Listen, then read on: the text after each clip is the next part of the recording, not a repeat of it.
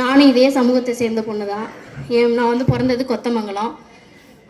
நான் படிச்சிருக்கிறது MA MPhil முடிச்சிருக்கேன். நான் வந்து வேற்று சமூகத்தை சேர்ந்த ஒரு பையனை வந்து 8 வருஷம் இதே மாமனார் கல்லூரியில் படித்து 8 வருஷம் லவ் பண்ணி கல்யாணம் பண்ணிக்கிட்டேன். வீட்டை எதிர்த்து, அம்மா அப்பாவை எதிர்த்து கல்யாணம் பண்ணிக்கிட்டேன். அந்த பையன் இப்போ என்னென்னா இன்னொரு பொண்ணு கூட தொடர்பில் இருந்துக்கிட்டு என்னை விட்டுட்டு போயிட்டாரு. ஒரு 8 வருஷமாக நான் 8 மாதமாக தனியாக தான் இருக்கேன் குழந்தைய வச்சுக்கிட்டு. அவர் வேறு யாரும் இல்லை, இலுப்பூர் ஸ்டேஷனில் காவலர்லாம் இருக்கார். அவங்க குடும்பத்தில் எல்லாருமே வந்து அரசு பணியில் இருக்காங்க. அதனால அந்த பொண்ணு வந்து அபிராமிங்கிற பேர், அந்த அண்டக்குளம், அந்த பொண்ணோட ஊர் வந்து அண்டக்குளம், அந்த பொண்ணோட பேர் வந்து அபிராமி. அந்த பொண்ணு கூட தொடர்பில் இருந்து கல்யாணமே பண்ணாமல் ஒரு குழந்தை ஒன்று இருக்குது அவருக்கு.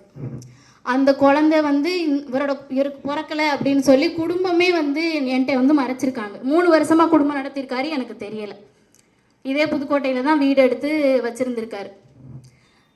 ஆகஸ்ட் 15ஆம் தேதி வந்து அவரோட செல்லில் அந்த பொண்ணு கூட சேர்ந்து எடுத்த ஃபோட்டோவை பார்த்து கேட்டதுக்கு அப்புறம் எங்களுக்குள்ள பிரச்சனை வந்துச்சு. அந்த பொண்ணை கூட்டிக்கிட்டு சிவகங்கையில் போய் ஸ்டே பண்ணிட்டார். அவரோட ஃப்ரெண்டு வாத்தியார் ஒருத்தவர், அவர் மூலியமாக போய் அங்கே போய் ஸ்டே பண்ணிட்டார். அதுக்கப்புறம் நானும் எங்கெங்கேயோ போய் கம்ப்ளைண்ட் கொடுத்து என்னென்னமோ பண்ணி 20 நாள் கழித்து ரெக்கவர் பண்ணி கூட்டிகிட்டு வந்தாங்க. சிவகங்கையிலேருந்து 2 பேரையும் கூட்டிகிட்டு வந்ததுக்கப்புறம் இந்நேர வரைக்கும் என் பொண்டாட்டி புள்ள வேணும்னு சொல்லி எழுதி கொடுத்துட்டு போனவர் இந்நேர வரைக்கும் எங்கள் கூட வரல. அந்த பொண்ணு கூட சேர்ந்துக்கிட்டு அந்த பொண்ணு வீட்டு சைடு வந்து ஆதரவாக இருக்கிறதுனால அந்த சைடு தான் இருக்கார். ஆனால் எங்களுக்கு தேவையான இதெல்லாம் செஞ்சிட்ருக்கார். பணம் போடுறது, வீட்டு வாடகை போடுறது, செலவுக்கு எல்லாமே கொடுத்துக்கிட்டு இருக்காரு. நேரம் வரைக்கும் செய்கிறாரு. ஆனால் எங்ககிட்ட மட்டும் வரல. ஏன் அப்படின்னா, நான் பண்ண ஒரு தப்பு. அம்மா அப்பா பேச்சு கேட்காம நான் ஒரு எம்ஏ எம்ஃபில் முடிச்சிருக்கேன். ப்ரைவேட் ஸ்கூலில் 5 வருஷம் வேலை பார்த்தேன். இதே 34 ரோட்டில் வேலை பார்த்தேன். அம்மா அப்பாவோட பேச்சு கேட்காததுனால இன்றைக்கி வந்து ஒரு தனி பெண்ணாக நீ போராடிக்கிட்டு இருக்கேன். நேரம் வரைக்கும் போராடிக்கிட்டு இருக்கேன். நேற்று வரைக்கும் ஐஜி ஆஃபீஸ் வரைக்கும் போயிட்டு போராடிக்கிட்டு இருக்கேன். இதே கை குழந்தைய வச்சுட்டு தூக்கிட்டு தான் திரிகிறேன். எனக்கு எந்த ஒரு ஆதரவுமே கிடையாது. ஏன் அப்படின்னா, நான் இந்த மாதிரி மாற்று சமூகத்தை சேர்ந்த ஒரு பையனை கல்யாணம் பண்ணிக்கிட்டு வந்துட்டேன் அப்படிங்கிறதுனால எங்கள் அம்மா அப்பா வீட்டு சைடு யாருமே கேட்க வரல. நீ தானே பார்த்துக்கிட்டு போனேன், அப்போ நீனே உன்னோட லைஃப்பை பார்த்துக்க அப்படின்னு சொல்லி அண்ணன்லேருந்து எல்லாருமே என்னை ஒதுக்கிட்டாங்க. நானும் சொந்த பந்தத்துக்கிட்டேலாம் போய் கேட்டேன், என்னை வந்து சேர்த்துக்க வேணாம், ஆனால் அந்த பையன் பண்ண தப்பை வந்து தட்டி கேட்க வாங்க, அந்த பையன் மேலே நடவடிக்கை எடுக்கணும். சம்மந்தப்பட்ட அவங்க அண்ணன் எல்லாருமே அரசு அலுவலராக இருக்கிறதுனால என்னால் ஒன்றுமே பண்ண முடியல. அதுக்கப்புறம் டிசம்பர் 29ஆம் தேதி போய் கலெக்டர் ஆஃபீஸில் போய் உட்கார்ந்தேன், போராட்டம் பண்ணேன். தனி ஒரு பெண்ணாக போய் போராட்டம் பண்ணேன். கலெக்டர் அம்மா உத்தரவு போட்டதுக்கு அப்புறமும் இதே போலீஸ் டிபார்ட்மெண்ட்டில் எந்த ஒரு நடவடிக்கையுமே எடுக்கலை. அந்த பொண்ணு சொல்லிட்டு போயிருக்கு விசாரணையில், இந்த குழந்தை எந்த ஹாஸ்பிட்டலில் பிறந்ததுன்னு எனக்கு ஞாபகம் இல்லை அப்படின்னு சொல்லிட்டு போயிருக்கு. இதே காவல்துறையில் ஒரு டிகிரி முடித்த பொண்ணு எனக்கு எந்த ஹாஸ்பிட்டலில் குழந்தை பிறந்துச்சுன்னு ஞாபகம் இல்லைன்னு சொல்லிட்டு போனதை ஒரு ரெக்கார்டாக எடுத்துக்கிட்டு என்ன சொல்கிறாங்க. அது எப்படி தெரியாமல் இருக்கும்?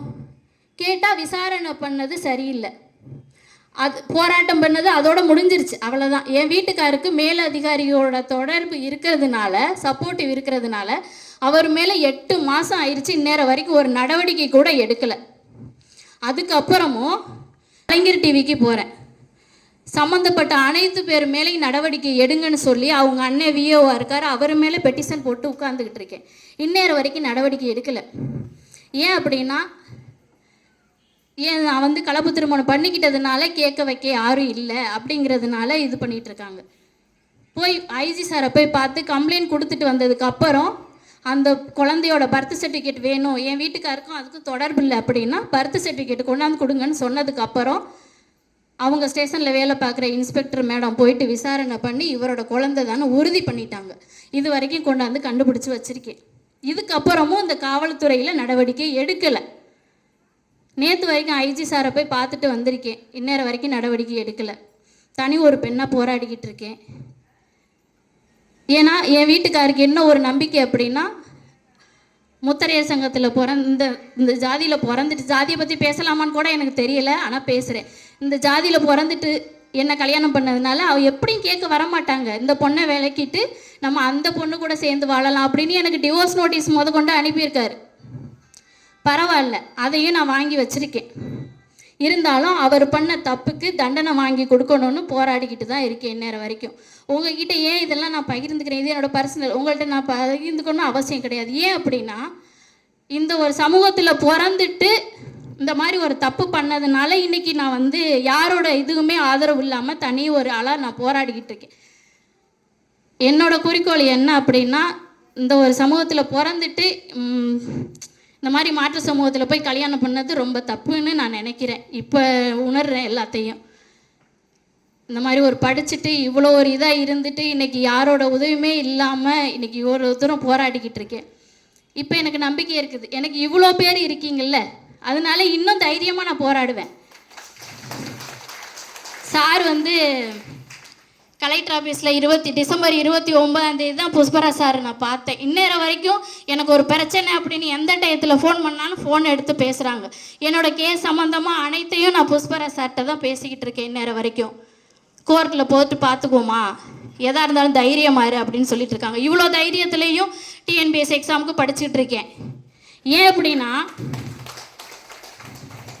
இந்த பொண்ணை கேட்க வைக்க ஆடு இல்லைல்ல அப்படின்னு நினச்சிக்கிட்டு இருக்காருல்ல, அதை முறியடிக்கணும் அப்படிங்கிறதுனால அவரோட வேலையை காலி பண்ணிவிட்டு நான் என் பிள்ளைக்காக ஒரு வேலையில் போய் இருக்கணும் அப்படிங்கிற ஒரு எண்ணத்தினால இந்நேரம் வரைக்கும் அதுலேயும் அந்த மனசு கஷ்டத்துலேயும் இந்நேரம் வரைக்கும் படிச்சுக்கிட்டு இருக்கேன்.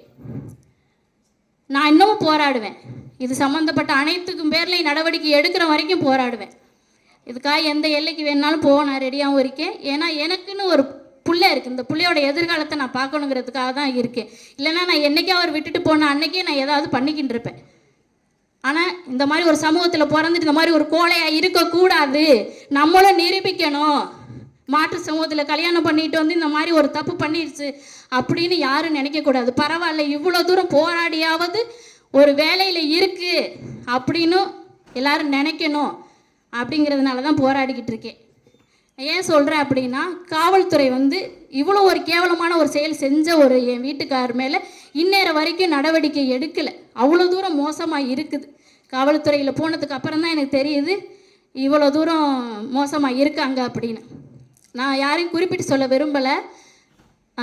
ஆனால் நிறைய அதிகாரிகள் வந்து சட்டத்துக்கு புறமான செயல் தான் செஞ்சுக்கிட்டு இருக்காங்க. அது நல்லா தெரிஞ்சிருச்சு எனக்கு. ஆனால் விடாமல் முயற்சி பண்ணுவேன். ஏன்னா என் கூட நீங்கள் எல்லோரும் இருக்கீங்க, சார் இருக்காங்க. அதனால் கண்டிப்பாக நான் போராடி அவங்க எல்லாருக்குமே தண்டனை வாங்கி போராடுவேன். நன்றி, வணக்கம்.